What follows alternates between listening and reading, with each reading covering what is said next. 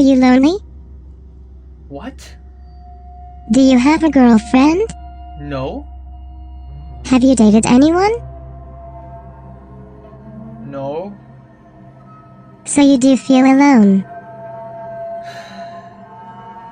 Yeah. Yeah. Do you want a girlfriend? What, like now? That's impossible. Hey guys, what's up? It's a Culture Detective here investigating your favorite albums, and today I'm going to do another album review on an album that I've recently discovered and that I enjoy a lot, and that is Parannoul with To See the Next Part of the Dream. Parannoul is a shoegaze emo post-rock band from Seoul, South Korea. And this is their sophomore album. I stumbled upon this album in rateyourmusic.com, and naturally, given that the description is shoegaze and emo and post-rock, of course I would be interested. I listened to it, and damn. This album is friggin' depressing. Essentially, we have an entire album with the runtime of about 1 hour and 1 minute long, where we are getting non-stop depressing lyrics, blaring distorted guitars with very heavy, thick, dense, compressed production, and vocals that are just buried under the mix non-stop. And it is certainly something to behold, and I think this album is actually very overlooked because I also don't think this album is ever reviewed in YouTube, so I'm going to jump on this head first and review this album. Album opener is Beautiful World, where the lyrics are about living in a delusion, thinking that we are living in a beautiful world, but actually it is not, because it is only an illusion. People are giving themselves false happiness for happiness' sake, of course. And there are a lot of moments in this track where it reminds me a lot of Bloodhail off of Death Consciousness by Have a Nice Life.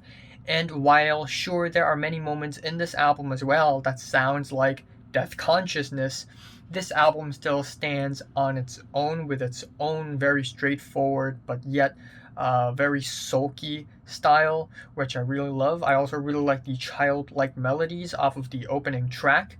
The second track is Excuse. We have harsher guitars, sour chords, and yes, instrumentally this track feels a little bit more typical for a shoegaze emo rock track.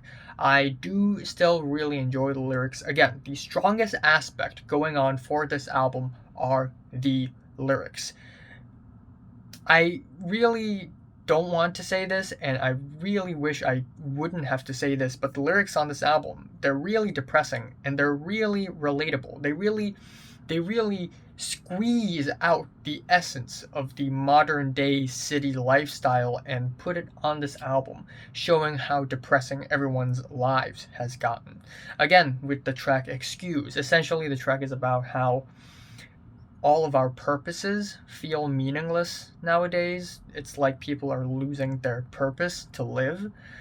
And then we have the track Analog Sentimentalism. And this track is popular, more fast-paced, and we have lyrics sort of recalling the memories of a romantic relationship. Now, I've never had a romantic relationship before, sadly.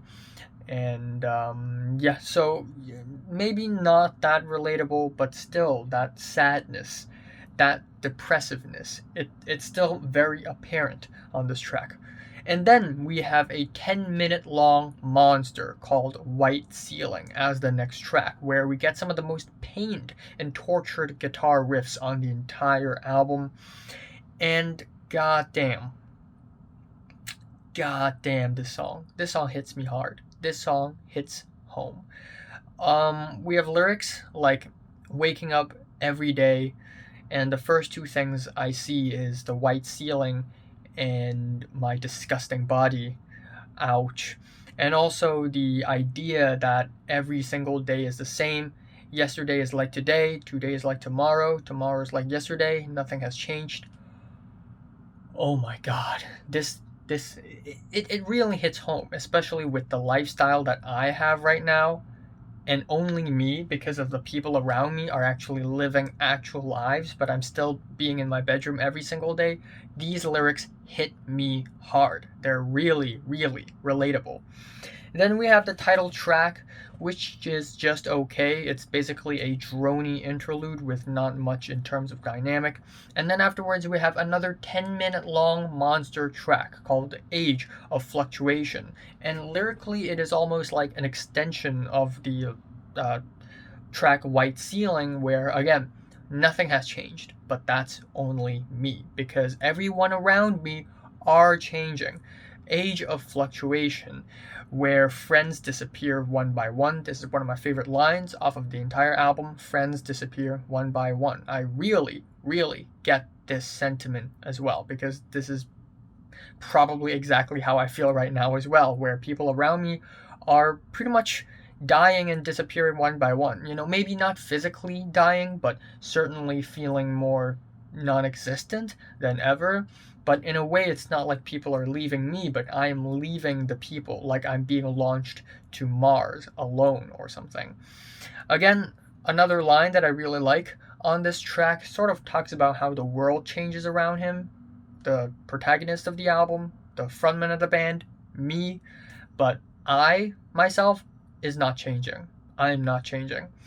The track also features slower drums, which is a nice change of pace. However, instrumentally, not one of the strongest tracks on the album. The track Youth Rebellion is a more post-punk flavored track on the album, with faster paced drums and guitars. And again, the lyrics, goddamn, they hit home. They hit home.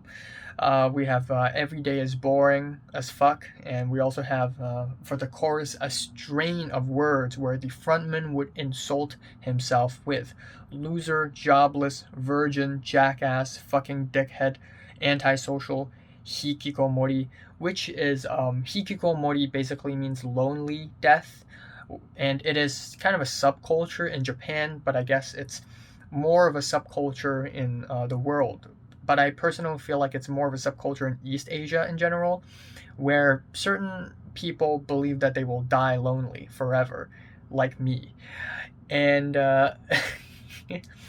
I guess the difference between hikikomori and me is that I try my best to go out and reach people and try to establish connections, regardless of how much I fail. Where hikikomori has basically given up on life and social life in general, and that is really sad again.